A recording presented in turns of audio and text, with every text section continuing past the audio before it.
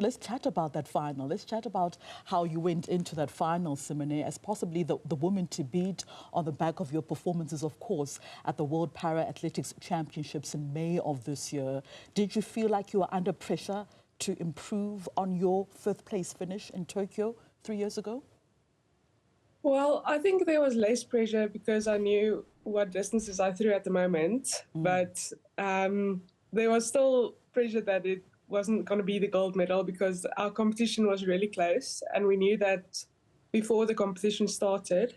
It wasn't, the medals at the end wasn't in the order we thought it was going to be, like the second and the third, but it was, we still knew there was a chance that maybe there was a second or a third place that could have happened. So just knowing afterwards, like the gold was already there, it was just amazing.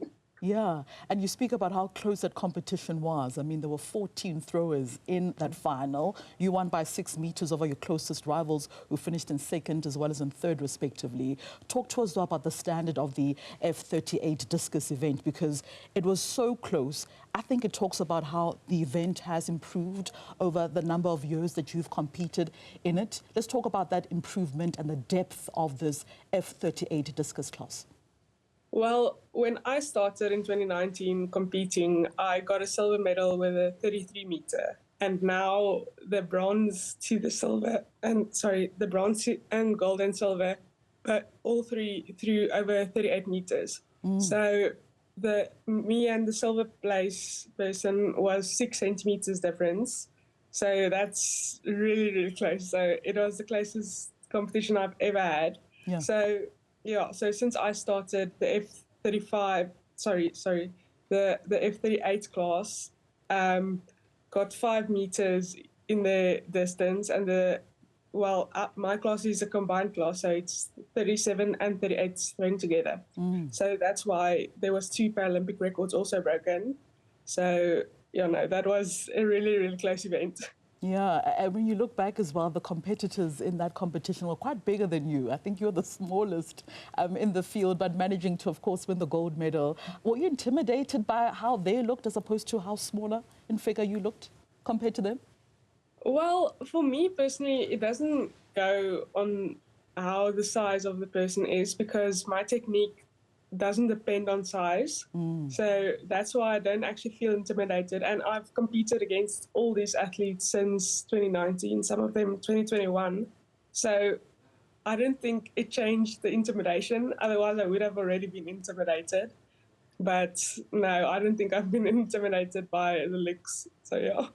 Yeah, and you're just 19 years of age, Simone. You're not even 20 years old, but you've accomplished so much in your young career. You currently hold the world record. You're a world champion as well. You're a Paralympic gold medalist and now a Paralympic record holder.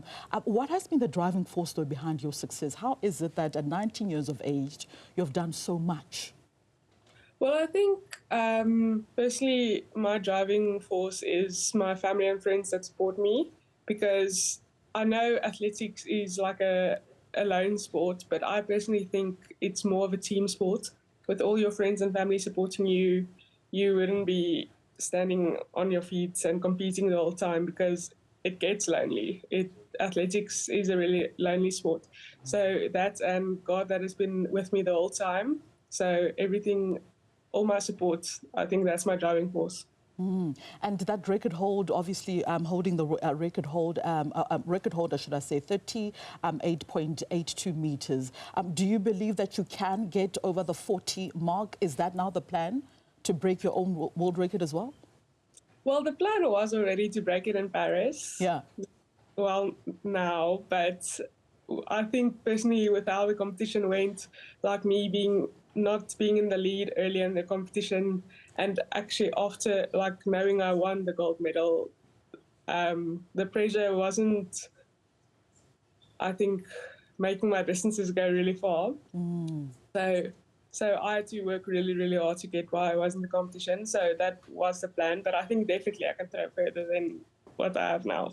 And in terms of now what happens, you know, what are your plans now going forward, having obviously won the Paralympic Games? How's your calendar looking like? Because I know the World Championships are taking place next year in October. What becomes your next focus in the build-up to the World Paralympics Championships next year?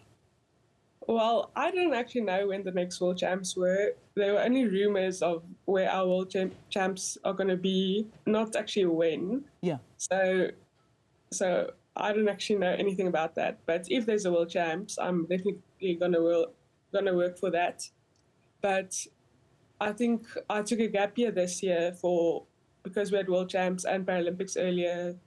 Well, now this year, so I'm gonna go study next year also. So we're gonna see how that goes. Yeah. But after that, I don't actually know. I want to continue doing athletics for a long time, so that's also in the books. But after that, I don't actually know.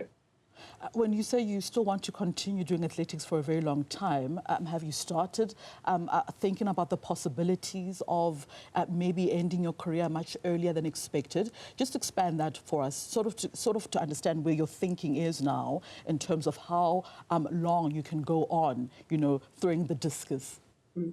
Well, throwing sports are normally like competitions that you can retire a bit later than running, and you'll still be like in a good form because like the older you get, the stronger you get. So I think I don't know how long I'm going to do it, but at the moment I still want a few years, and I don't know, maybe that's 4 years, maybe that's 8 years. We're going to see, maybe even longer.